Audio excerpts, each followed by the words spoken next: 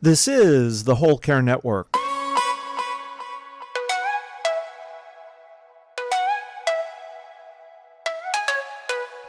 Helping you tell your story one podcast at a time. Content presented in the following podcast is for information purposes only.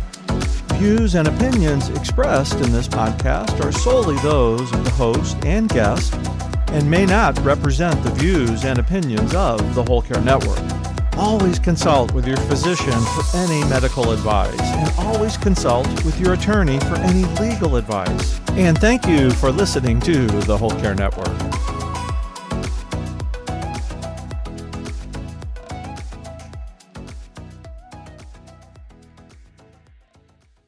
We want employers to see themselves as part of the care team. There's a lot of different things that employers can do to help support family caregivers. Caring for aging parents or other loved ones while working, raising children, and trying to live your own life? Wondering how to find the time for your personal health and happiness? Well, you're in the right place. Welcome to the Happy Healthy Caregiver podcast, the show where real family caregivers share how to be happy and healthy while caring for others. Now, here's your host, family caregiver and certified caregiving consultant, Elizabeth Miller. Hello, everyone. Thanks for tuning in to the Happy Healthy Caregiver podcast, which is part of the Whole Care Network. If this is your first time listening, welcome. This is a show produced bi-weekly to help family caregivers integrate self-care and caregiving into their lives. Each episode has an accompanying show notes page, so if you'd like more details about the topics, products, and resources we speak about, you'll find the show notes by going on the website, happyhealthycaregiver.com, and underneath the podcast menu, click the image for today's show. If you're listening on your favorite podcast platform, you can also find the show notes link in the episode description. Do you know about WCN University? It's a digital course library for family caregivers. My first course is available called 6 Steps to Infusing Self-Care in Your Caregiving Life. There are also a ton of other courses in a variety of different topics. Search and select for what is most helpful to you right now as a family caregiver. Learn more at wcnuniversity.com. For today's segment of what I'm reading, I finished reading a book called Jacqueline in Paris by Anne Ma, and she's actually an American food and travel writer. The author started this as a travel article, retracing Jackie Kennedy, our former First Lady's study year abroad, but she quickly realized that it needed to be more, that it turned into a full novel. Paris, and really France, is one of my favorite countries that I have visited, and I look forward to visiting it again. And actually, as I'm recording this, my daughter is visiting a friend in France right now. My maternal side has French roots, and a fun fact about me is that I minored in French at Penn State University, but never really use it a whole lot. I'm fascinated by the culture, the art, and I enjoy reading books that take place in France. This particular historical fiction book chronicles First Lady Jackie Bouvier Kennedy Onassis's experiences when she studied abroad in post-war Paris for a year to immerse herself in the language and culture. I'm an admirer of this American icon who goes by Jacqueline in this novel, but didn't even know that she had this experience. Evidently, Jackie referred to this year as her most carefree and high point of her life. For her, it was transformative. There are secrets, love, and learnings from a young, privileged woman overseas. I gave the book 3.5 stars. I rounded it up to 4 out of 5 on Goodreads, and I will link to it in the show notes. My favorite thing this week is something that could be used to meal prep and transport healthy snacks and items to and from the office. So they are Debbie Meyer green boxes, and they don't look very special. They're like green Tupperware, essentially. But for some reason, this magic Tupperware-ish kind of box keeps your fruits, your vegetables, your bread, your baked goods a lot more stays fresh a lot longer. It's BPA free, microwave dishwasher safe, made in the USA. I was skeptical, but it was a holiday gift from Jason's aunt last year, and I thought it was kind of unique and unusual gift. She raved about them being her favorite thing because she lives alone and it takes forever to go through, the packaging that we get from the grocery store. So when I get home from my grocery store, I dump, like, let's say a container of blueberries into these green boxes, and they are fresh for a month. I don't understand it. They look, like I said, other containers that I've had before, except they're green and they just keep things fresher. And for $30, I'm definitely saying this is one of my favorite things right now. It's got 4.5 stars on Amazon, 10,000 reviews. So evidently we're not alone in thinking this is one of our favorite things. So I'm going to link to these Debbie Meyer green boxes in the show notes page. Before we get into our show today, I want to first shine the light on our episode sponsor, Rare Patient Voice. Do you want to earn cash in exchange for your opinion? Rare Patient Voice, or RPV, helps connect researchers with patients and family caregivers for over 700 diseases and conditions. For patients and caregivers, RPV provides the opportunity to voice their opinions to improve medical products and services while earning cash rewards. Rare Patient Voice, helping patients and caregivers share their voices. If you are interested in joining the RPV panel, then go to rarepatientvoice.com/Happy Healthy Caregiver. So let's dive into today's topic. I thought it was fitting to publish this particular episode, a solo episode with me, sharing about some of the experiences I've had as a working caregiver and what companies can do to support working caregivers. And it's fitting to publish this in November, which is National Family Caregivers Month. And this year's theme is, their hashtag is Caregivers Connect. It's a great theme since on this show, we are about creating a connective community of family caregivers and connecting, or as I like to say, fast tracking you, the family caregivers, to help and support you need, you crave, or maybe you don't even know about it. Obviously, I have a relentless passion to see and help family caregivers. When I started Happy Healthy Caregiver in 2015, I had a clear mission of providing support and resources for family caregivers, and I wanted to do this full time. However, I also needed an income, and frankly, I didn't have any business starting a business while caregiving for older adults and for helping to raise kids and working my job full time. But this was just something I was called and just felt continually called to do. But I needed an income, and I worked on Happy Healthy Caregiver while working full time in my IT job and being a sandwich generation caregiver, some of the most toughest years of my life. And as I said, I had no business starting a business. I had felt and was feeling isolated, alone, overwhelmed, unhealthy. My poor face was just covered in acne. I was gaining weight. I would just cry on the drop of a pin. And I was drowning as a sandwich generation working caregiver. And yet I felt like, and I have this sign actually in my office that says, change nothing and nothing changes. And that was because, I worked in a lot of transformative things when I worked in IT and in my strategy role. But the same thing applies here in this caregiving space. If we change nothing, then nothing changes. So I struggled with how to monetize Happy Healthy Caregiver. And I always wanted people who could afford my services, like organizations and companies, to pay for the support on the family caregiver's behalf. I recognize that you already pay a lot out of pocket. That doesn't mean I don't charge you for anything. I do charge for, my coaching services beyond the complimentary session. I charge for my books and some of my other products. But in general, how I was going to make my living, I wanted someone else to pay me for that and pay for the support on a family caregiver's behalf. Caregivers are already paying and doing way too much.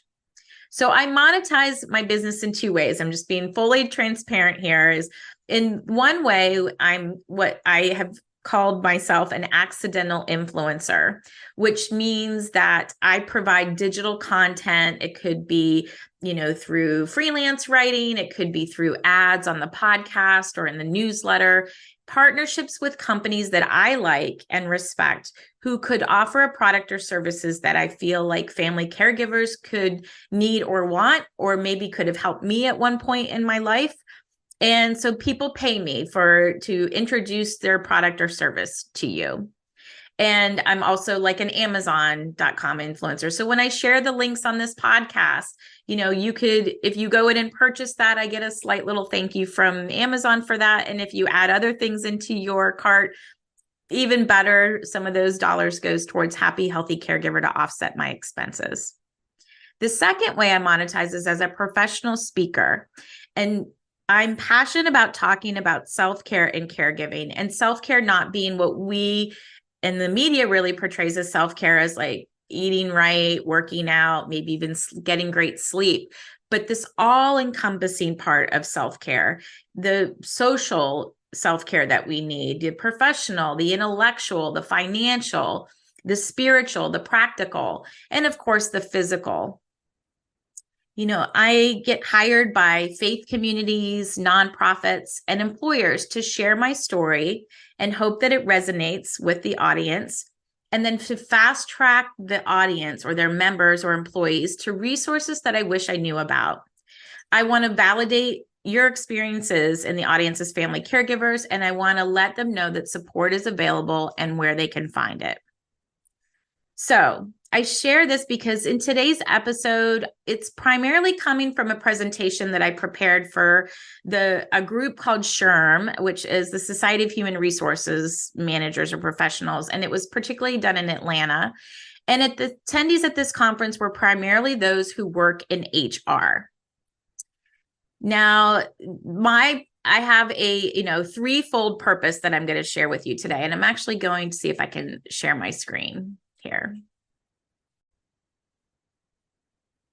I know some of you choose to watch the podcast on YouTube. It's a little awkward for me kind of talking to myself and so forth, but I want to just give you all the options to listen, to read the transcript, which we've added to the show notes page, or to watch the podcast on YouTube videos. Before we kind of dive into the show today, though, I want to first, we always kick off things with pulling some words of wisdom from the Happy Healthy Caregiver jar. And, this is a jar that I created. I collected these things that spoke to me over the years, and then created this jar for my sister when we transitioned care from me to my mom. So this is a good fitting quote for today. It says, "Don't focus on how far you have to go. Focus on how far you've come." Sometimes we just like move on to the next thing, right? It's like, oh my gosh, and I'm guilty of this too. Like, I'm a producer. I like to get stuff done. And that benefited me, frankly, in my work career, and it benefits me as an entrepreneur in my business. But yeah, we do have to kind of look back and say, oh my gosh, look how far that we have come. Even as I'm recording this, like I'm getting ready to celebrate this 6-year anniversary of podcasting. And I can't believe it. It's been 6 years almost of the Happy Healthy Caregiver podcast in November. As I remember, I kicked it off in National Family Caregivers Month. And I'm grateful for Chris McClellan of the Whole Care Network, which my podcast is a part of that whole umbrella of amazing podcasts under Whole Care Network. And, he convinced me to kind of give it a try. And so I get to kind of dust off my broadcast journalism skills and do the podcast. And I've met some amazing family caregivers along the way, because I really do feel that family caregivers are the genuine experts in family caregiving. So I say all that because it's 6-year anniversary of the podcast. I'm delighted that things have finally kind of started to turn the corner, and that in 2023, as the time of recording this, I'm just shy of 50,000 downloads just in this year alone on this podcast. So it is resonating with people, and I have you all to thank for that. I'm grateful for your ratings. I'm grateful for your reviews. I'm grateful when I post something on social media about the podcast and it resonates with you and you share it with your community, because caregivers are everywhere. And maybe they need to know. Maybe they need to know about the Happy Healthy Caregiver podcast. So I appreciate you all sharing that. And the jar is I no longer make the jars for you, like in the mason jar, but you can buy the PDF of the inserts. You can, the original inserts of over 150 quotes and sayings is out there. And then I did a refill of the inserts because when I would go see my sister, when she was caring for mom in Michigan, I would fill up her jar when I was visiting with new things that I have come across. And now I have even more quotes. I probably need to do another refill. But I'm hoping that those of you listening, like, yes, this will resonate with you potentially as a working family caregiver, what I'm going to share in this episode. But my real hope is that you take it one step further and you share it with somebody in a position of leadership within a company or organization that can influence change and put programs and support in places for caregivers within a company or within any type of organization. So with that, we're going to switch over. You're looking at the my notes if you're watching the video of what I've shared at this conference. And so we're going to talk about, that there is a growing crisis for family caregivers. And I want, in particular, employers to understand how they can help their family caregivers and how it's very doable. It's doable. You can even start with the things that you already have, and then you can start layering it like a yummy little cake, and putting other services and support out there. And then we're going to talk about the specific ways that employers in particular can address the 4 common caregiving pain points within their organization. I love this quote, though, and I think we should all just kind of sit here for a second because this is a big issue.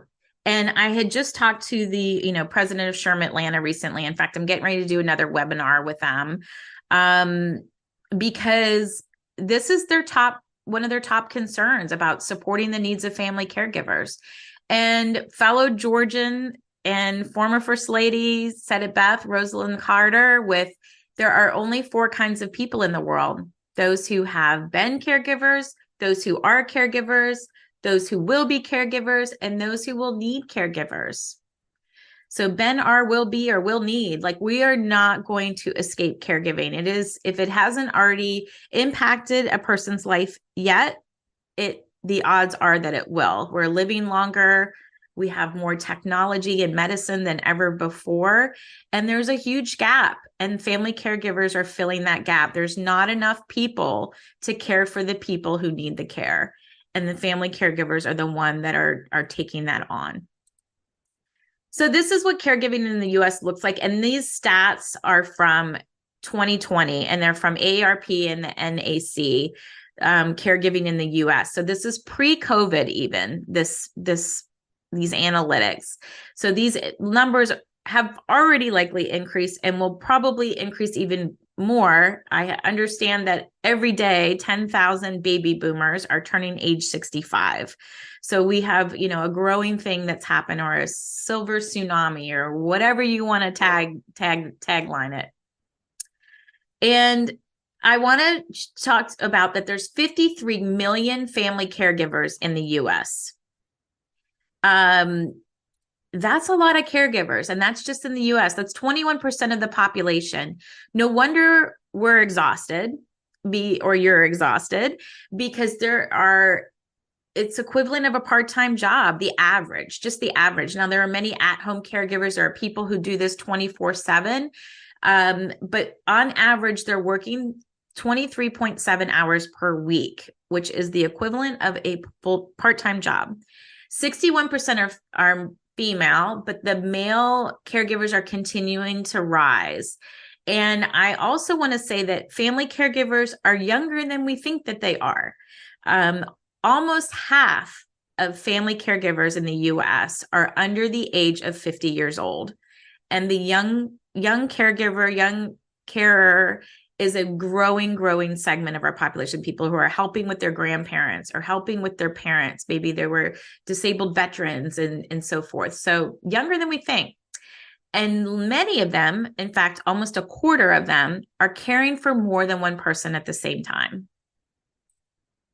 And here are some of the pain points that caregivers have. So this is, most people want to age in place as they become older adults. We're living longer. Our hospitals they don't want them to come back, and they're relying on family caregivers to not have that re-entry. But our healthcare system is super fragmented, and it takes a lot of time to find the help and the support that's very limited.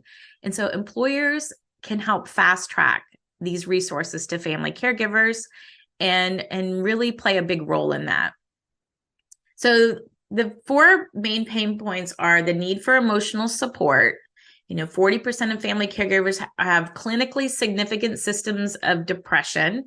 I know I was there. I had to ramp up. I already had general anxiety, and I had to ramp up my prescription for depression during the peak of my caregiving years, and was grieving my father. That's twice the rate of the general population, by the way. And 23% said that caregiving made their health worse. I can attest to that for sure, until I kind of, figured out that I needed to prioritize my own health and happiness, or I was going to potentially repeat the same cycle for my kids.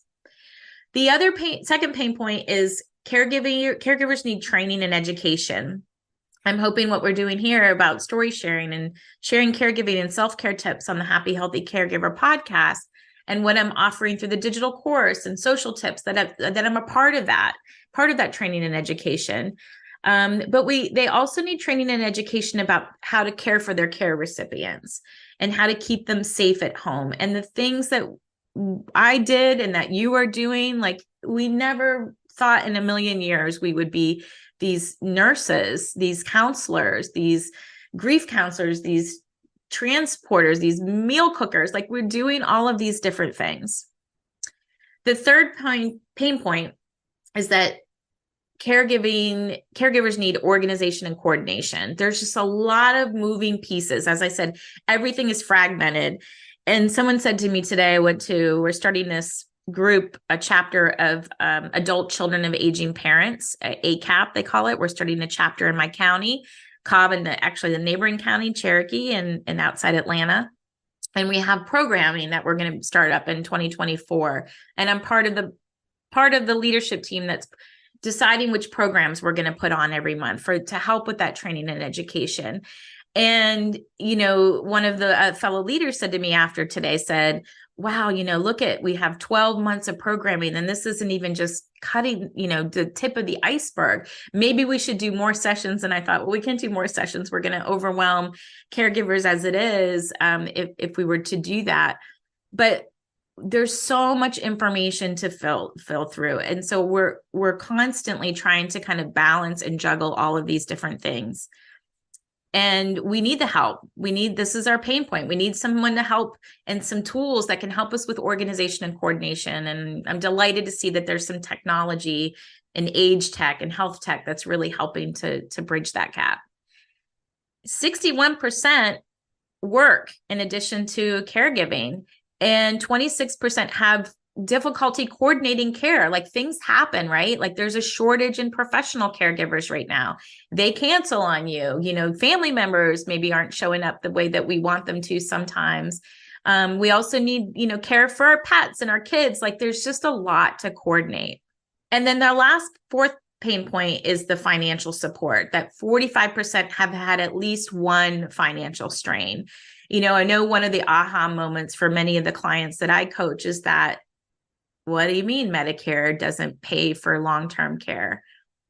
They don't. They'll pay for some short-term rehab and hospital stays, but you're really, limited as far as the financial support that you get with either, Veterans Affairs potentially, or long-term care insurance, or Medicaid.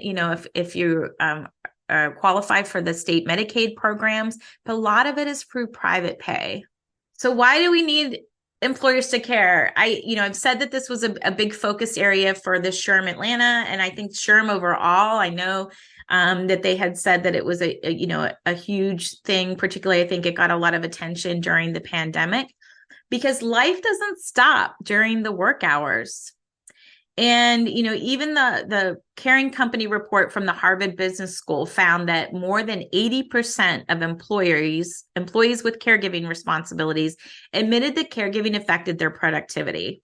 So we need employers to care, because they hopefully will care about their employees, support this growing workforce in need, and they want to retain and attract the talent.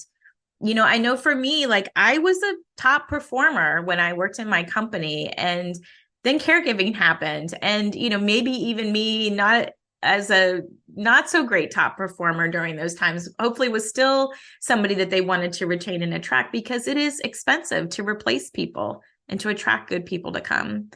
So 61% of family caregivers in the US are working. So that's increasing their stressful life events.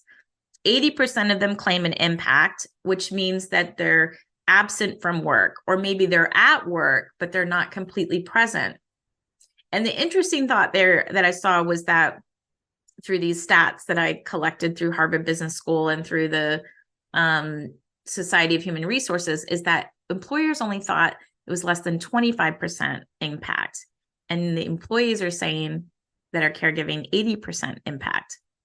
The average cost for an employer for each employee to kind of replace them is $5.6 thousand per year. So it's, that's a lot of money that adds up when you have to keep, finding people, not to mention all the people who are then having to train this new person, and kind of get them up to speed. The average caregiver is a caregiver for 4.5 years. And the chronic health conditions, the longevity is increasing. And another stat is that 10% of caregivers thought about quitting, and then 60% worry whether to quit. And that's where I was. I wanted to quit. I, thought about it so many times, like how I just wanted some more flexibility to be around for my family, but it just was not an option. But some people have no other option and have to quit. So most caregivers don't self-identify. They just think they're a son, a daughter, a spouse, or friend, or somebody who's caring for it. And the problem with not self-identifying, and this is where sharing this podcast to even someone who's caring can really make a huge impact, is that they don't self-identify, they don't find the support and resources to help them, and then they burn out. And then they're another unhealthy person out there in the world, and that helps nobody. That doesn't help the employer, that doesn't help the care recipient, the other members of the family, themselves. And so, employers can use their expertise to educate them and help family caregivers see the value in accepting this role.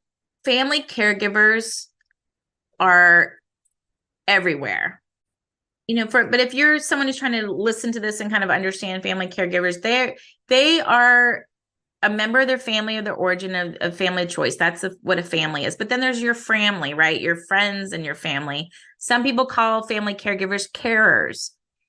Care partners is another word. But a caregiver is a person who tends to the needs or concerns of a person with a short or long-term limitations due to illness, injury, or disability. And it can look differently for different people. It could be transporting them to appointments, purchasing or organizing medications, monitoring their health, advocating on their behalf, researching all the different things that they could do to help improve someone's health, helping them transfer, meaning move around within a space, or help them with their personal hygiene and care, doing shopping, managing finances, preparing meals. It goes on and on and on. And until you name it, it's difficult to find the support and resources you need.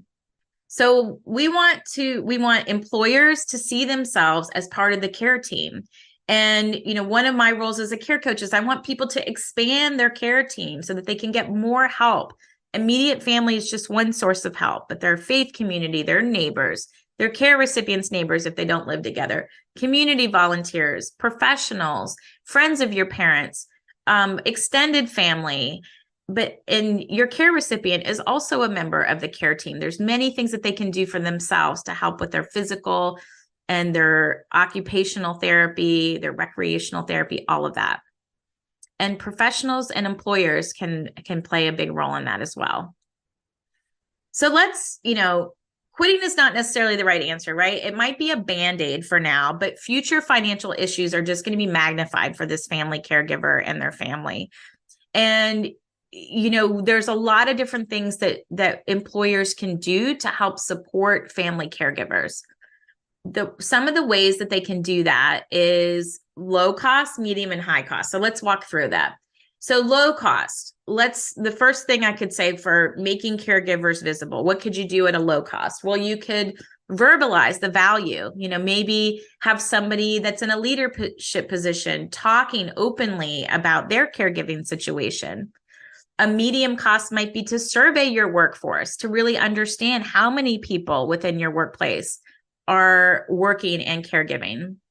And then let's talk about internal support. So what could you do? Well, low cost thing is you could train your leaders to be supportive. And what that could potentially look like is not scheduling early and late meetings or lunchtime meetings. The caregivers are relying on these times to get people situated, to make phone calls, to coordinate care, to do those types of things. A medium cost for that internal support could be to allow them to network with other family caregivers within their organization. And that might look like something like a employee resource group, sometimes called an affinity group, or an employee network or business resource group.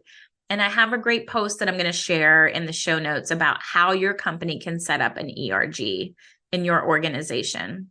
It's a great way to provide support for people. And by the way, if you're looking for content for your ERG, sign up for the newsletter. You can forward on some content that way, or hire me as a speaker to come and do a webinar or an in-person event for your organization. A higher cost for internal support would be to educate those employees with caregiving seminars. So like I said, hiring me to come and speak, that's going to be an investment that you're going to make. I know for me, I allow employers to record it so that they can save it and use it internally so that future employee caregivers can benefit from that content. Another way that we can help, employers can help working family caregivers, is by offering care and respite. At a low cost, just listing the options, fast tracking them to the resources in the area. And sometimes I think even their employees assistance program might offer these types of options, but they may not even know about it.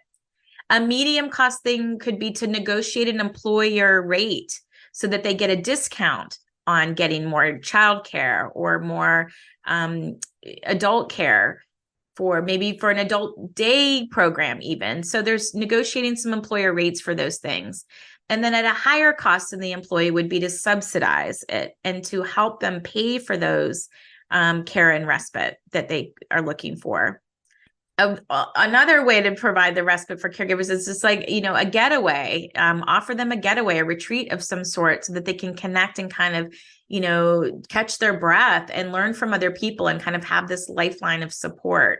And I work with a company called Brutally Beautiful that offers these turnkey retreats for caregivers, and I'm a guide for them. And so that's something that could definitely be of help. Another topic is about flexibility, and flexibility could look like job sharing. It could look like part-time work or flex hours. But like a low cost thing could potentially be the flex hours, or maybe remote work days or a few remote work days. I think we've proven one of the silver linings during the pandemic is that remote work can be effective. And it is a benefit to caregivers. It's, saving them time and traffic and allowing them to kind of have more control about when the work gets done. So I think the flexibility is key. Medium cost would be offering some kind of unpaid leave, like some kind of Family Medical Leave Act, or some type of leave. I know that there was one company I'd heard about that like researched all the 50 states. And for some reason, they said the state of Washington, they felt like had the best the leave policy. And so they adopted that leave policy for all of their employees because a lot of the FMLA rules vary by state. At a high cost would be that paid leave, offering paid leave or taking what you have maybe as your leave policy in your employee handbooks and really expanding it to include caregiving situations. Another topic that employers can use to help working family caregivers is to help with employee wellness. So what could that look like? Well, at a low cost, that could be unpaid self-care resources. So maybe you have an outdoor dining area, a garden trail, a gym, a chiropractor, a masseuse that comes in, or offering some types of healthy meals and snack options there. Those might help with low cost ways. And maybe some medium cost ways might be to negotiate employer rates for healthy meals to be delivered or cooked for, and those types of things, or gym memberships to help promote their employee wellness. High cost could be a paid self-care resources and those employee retreats that I talked about, and really thinking about how you can not only give your employees a break, but how you can arm them with tools and resources so that they can make this journey sustainable, which is a win-win for everybody. And then another way through is through your employee benefits. So you can, a low cost ways is just to socialize what you already have. Like I know for me, I didn't know that I could use, my PTO, my personal time off to help care for my mom until I went in and I saw it in the employee handbook. And I had to educate my boss about it and say, no, I can use my PTO to help relieve my sister and care for my mom. I promise you, this is not a vacation. And then there's, a high cost way might be providing focused caregiving benefits. And there are some platforms out there that you can use to augment and support your family caregivers. And if you need help, starting your ERG and getting that going, I'm happy to be a consultant for you to help share what that could look like. So, one of the things that worry is inevitable, right? Like mindfulness, meditation, we can reframe it, but it's going to creep up on it. So we want to address this. And when I became a certified caregiving consultant in 2016, I wanted to help myself while I was helping others. And as a coach, we use these wheels, and in this case, the worry wheel, to find out what's really bothering our employees and our family caregivers. So these are types of tools that we can use to have these conversations. And we want to feed our worry with action. Action is really the antidote for worry. Peace of mind from worrying comes with action. Dr. Henry Link said that we generate fears while we sit, we overcome them by action. And employers can help fast track working family caregivers to actionable steps. And so I'm going to be suggesting some actions that you can take for these most 4 common steps. And I don't want to should on anyone. I'm just going to lay out the options, and you can, pick what makes sense for your organization. So one of your worries for your family caregivers might be that their emotional and physical health is deteriorating. I'm tired, I'm overwhelmed, I don't know if I can do this anymore, I'm not myself anymore, I'm angry, resentful. And they get that because it's kind of like the boiling the frog analogy, right? Where if you were to jump into boiling water, you would completely jump out because the water is boiling hot. But for a caregiver, it can be like a slow boil. They don't know that they're burning out until they look one day and they say, who is this person I'm looking at in the mirror? So one of the actions you could take is to schedule regular breaks. Encourage employees to take their paid leave, identify the respite services in your county, coordinate relief from support caregivers, and share the self-care options that you have. And even an overnight work trip could be a respite opportunity. Be mindful if your caregiving employee wants to go back to the hotel and order dinner in and watch HGTV, and maybe just hold the judgment on that and say, oh, this poor person, this is probably allowing them to get a breath of air. And the founder of Daughterhood, which is an organization that I'm a part of that helps offer virtual support to family caregivers through multiple events a month. So Ann Tomlinson said that a break is better than a breakdown. Another action about this, the health deteriorating, is that we can do hard things, but we don't have to do them all alone. So how do you address this worry is by finding the right people to talk to, finding caregiving specific coaches like myself, or a grief coach, or some, a talk therapist, whatever you need. Local support groups. Maybe it's an ACAP chapter, Adult Children of Aging Parents. Maybe it's an organization through one of the other nonprofits in your area chapters. Some disease or condition specific organizations. Could be your faith community. Sometimes your area agencies on aging may offer support for caregivers. And then I think the employee resource groups that I spoke about, those affinity groups, can really be a wonderful spot to kind of meet people where they are. They're already working together, finding them the places to talk to. And the best resources, I believe, come from other family caregivers that are in the same local community, because they're going to fast track them to those local resources. And that's where those ERGs can be really powerful. Another worry number 2 is, will I make the right decisions? I'm afraid of doing something wrong. And so what this worry is really talking about is the need for that second pain point I was talking about, a training and education. Many of us as caregivers were never formally trained in healthcare or social worker field. We're just figuring it out as we go, drowning in the deep end, treading water into the fire. And there's decision-making fatigue that comes with that. There's second guessing. And I do like to say that we do make the best decisions with the information we have at the time, but let's get into some other actions that we can take. So professionals can help you with your decision-making. Take counsel with them. My dad used to say that he didn't necessarily know more, he just lived longer.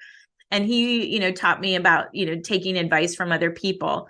And one of the first professionals that I often recommend that people seek out is an elder law attorney. And I don't think you're ever really too young to seek one out. They do this every day. They know the local resources that are available. They know how to maximize your resources. They'll often give you a complimentary consultation at least, but they're well connected and they're going to get all that important paperwork set up, which is a real peace of mind tactic. Primary doctors are also great resources when you need to talk to someone and you need someone to be that unliked person. So someone to kind of pull aside and say, how can you help me? I'm worried about this person driving. They're not taking their meds, and the safety concerns. A primary care doctor can really be a great person to really take that kind of role on. Aging life care experts. I'm part of an organization called Certified Senior Advisors. It's another certification that I have. There's a whole directory online. I think it's csa.us to find that. We'll link to that in the show notes. And, there's the National Hospice of Palliative Care Organization. There's financial planners. There's Medicaid and Medicare consultants. And, there's folks who can tell you about, again, the hospice and palliative care. They provide comfort, but just knowing that that's out there and knowing what's available. I've been through the hospice with several different people in my family. And, one of the myths and things that I see is that people don't take advantage of hospice soon enough. And so we'll link to the Barbara Carnes episode so you can learn about, more about hospice. But my mom was on hospice for 2 years, and it was a big support for our family in many different ways, financially and extra hands. Another action you can do, so that, to kind of, I'm worried about making these decisions, is to gain clarity on your care recipients or your loved one's wishes. And I'm going to link to the Conversation Project and the 5 Wishes document on Amazon, which serves as a legal advance directive in many states. But these are things that help you have those courageous conversations about, what your loved one wants to be true. What does living well look like for them? And understanding that, so that when you get to this end of life time phase in a caregiving journey, that you have some information that you're armed with and that you can be present with that person. And doing this sooner, there's a lot of cognitive things that happen out there. So you want to kind of get this information while people can talk about it and be open about it. And it's probably likely not a one and done conversation, but a continuing conversation. And then another way you can kind of, be informed is by listening to caregiving podcasts like Happy Healthy Caregiver. There's other ones within the Whole Care Network like Daughterhood and Untangling Alzheimer's and Dementia. There's disability podcasts like Loma. There's so many different things you can search in your podcast app for a certain topic and get the information to come up that way. Another action you can take is to educate and learn, get trained by watching videos, reputable videos. Your hospital discharge or your doctor's office might give you instructions, and then you fear that you missed the steps or you didn't get it all. So this is a way to kind of go back, maybe looking at some reputable sources on YouTube, Or if you want to understand as a caregiver what it could potentially be like to be a person living with dementia, there are virtual dementia tours that an employer could hire in to explain to those folks who are caring for someone with a cognitive disorder what that is like. And there are platforms and online libraries with courses for caregivers like WCN University. I love this quote by Brett Lewis that says, "Doctors diagnose, nurses heal, and caregivers make sense of it all." You are the nucleus to everything that is happening. And with your loved one's care, and yet at the same time, you deserve to live your life and live a happy and healthy life.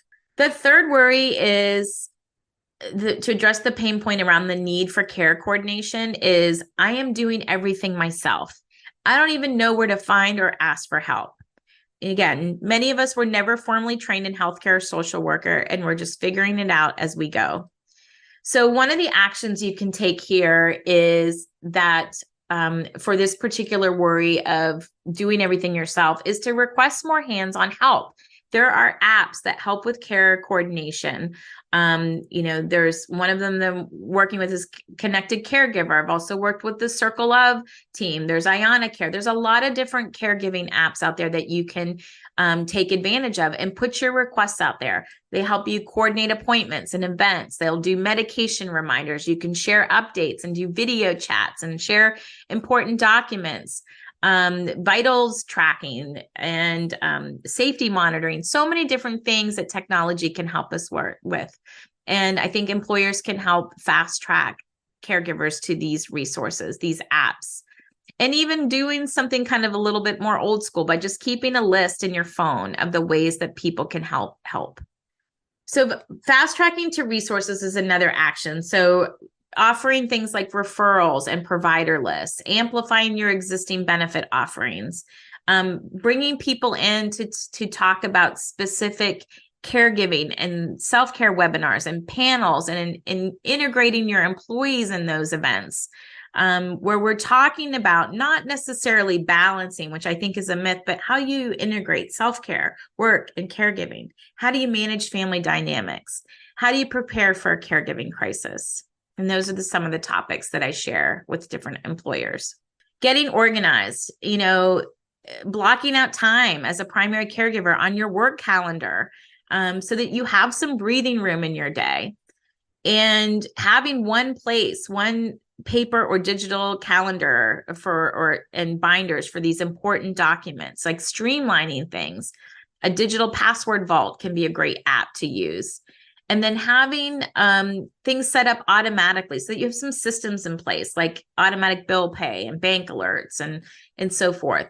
And then legal and financial paperwork, having your powers of attorney and all of that stuff together. And just by making that call and appointment to elder law care attorney is like step number one there. But there is some practical self-care, I think, about just getting everything organized and getting our arms around everything. And I think that, we do that already, right? In many of our work roles, we are managing so many different projects. And if we kind of also look at caregiving as another huge project, and that we can't only be single threaded on, that we have to have a whole team of people. And by having this information in systems in organized places, we're able to kind of pull more people into that care team and share the load and share the care. Our last worry number 4 is, will there be enough money? And this is a tough one because I wish there were better resources around there. This is around the pain point of financial support. Medicare doesn't pay for long-term care, and Medicaid varies by state. And in some states has a very long wait list, and you have to reapply over and over again. It can be an arduous process to be admitted into Medicaid program.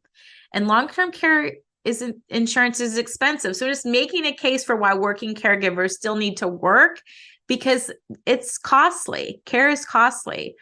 And many of us choose, in some cases, to leave as caregivers or change careers or to minimize our hours. And we are then sacrificing future retirement benefits and overall earnings that we need as families to live. So workplaces can offer the ideas that I mentioned earlier to build a culture of acceptance and guide toward resources, or offer additional financial benefits for their family caregivers. one way is to teach them about saving money, right? So maybe there's employer negotiated deals where you can help them save money on some of these big categories. There's apps that can help compare prescriptions and see how you can get the best deal on that. Buying in bulk and subscribing in saves or different co-ops, using coupon codes and cashback online, or using your FSA and HSA and educating people about what kinds of products and things that they might be purchasing that are eligible to come out of their flexible spending account or their health savings account, or to deduct on their taxes. And then understanding the options. There's a lot of education that's needed around Medicaid and Medicare in particular, and meeting with professionals to review their portfolio and to make things stretch and work for as long as they can. And talking to, maybe you offer some conversations to professionals through your employer assistance program, but your caregiver might not even know about this program. So again, it's just advertising and making people aware about the benefits that are already available in your organization. And of course, I want to stay connected and be a part of your care team, your employer's care team. I've got the daily self-care journal, where journaling was a big part of my healing and helped me process what caregiving looked like. And this is a prompted journal that people can try on, and they can see if journaling is making them feel happier and healthier. There's a podcast. This Happy Healthy Caregiver podcast has over 170 episodes.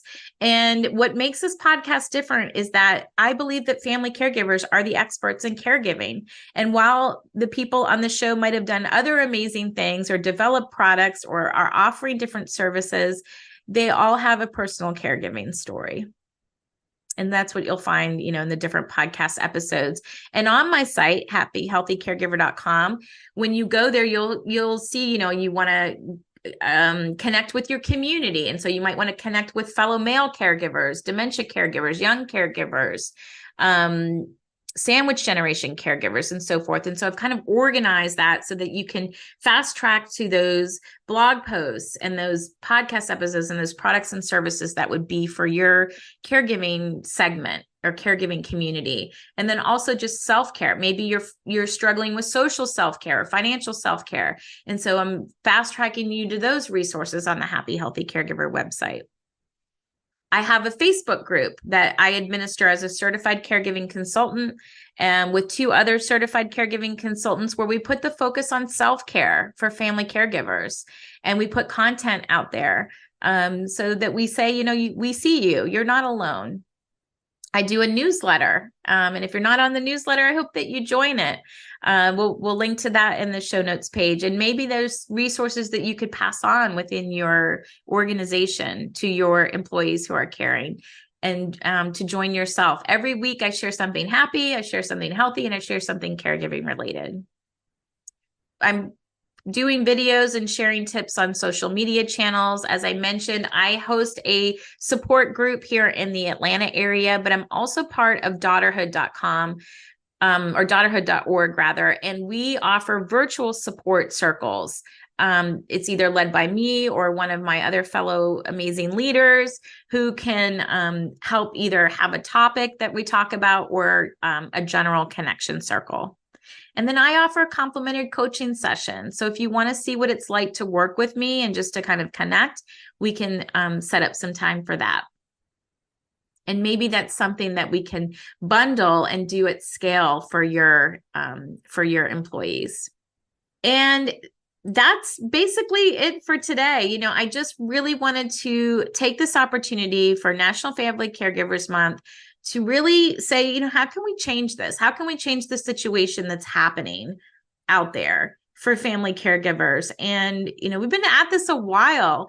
And I kind of feel like, there's people like way, up at the top in government organizations that are trying to figure them out. Maybe they're kind of talking to each other. And then there's people kind of at my level or fellow carepreneurs, people in the care economy who are hustling to try to make change. And there's this gap. And I think that employers can help fill this gap, and other organizations can help fill this gap so that we don't end up being so fragmented in the caregiver support world too, that we can come together with a common purpose and really unite to help the 53 million plus caregivers in the United States. And with that, we're going to wrap up the show. So I will, link to all of this in the show notes page. You know where you can reach out to me. I'm at happyhealthycaregiver.com. You can find me just about on every social channel. And I just want to stay connected and help you and understand you and just know that I see you. So thanks for tuning in today. If you're an employer and you want to reach out for more information on how we can work together, see my contact page on happyhealthycaregiver.com. Reach out on LinkedIn and let's schedule some time to connect to see how I can help you meet your strategic goals of supporting the caregivers in your work environment. Thanks for joining us today on the Happy Healthy Caregiver podcast on the Whole Care Network. As always, show notes that accompany today's episode can be found on my website, happyhealthycaregiver.com. Just look under the podcast menu for today's episode image, and that will take you to the page with the links and information we spoke about today. You'll also find other resources on the website, along with links to purchase the Just For You Daily Self-Care Journal. When you purchase from my website, you'll get a signed copy and for a limited time, free shipping. If you've enjoyed what you heard today, consider subscribing to the show on your podcast platform. It really helps other family caregivers find the podcast, and you'll automatically receive our bi-weekly shows in your podcast listening queue.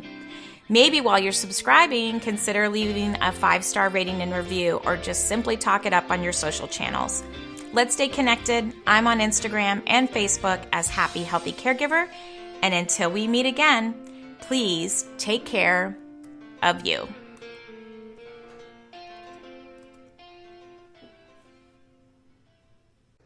This is the Whole Care Network.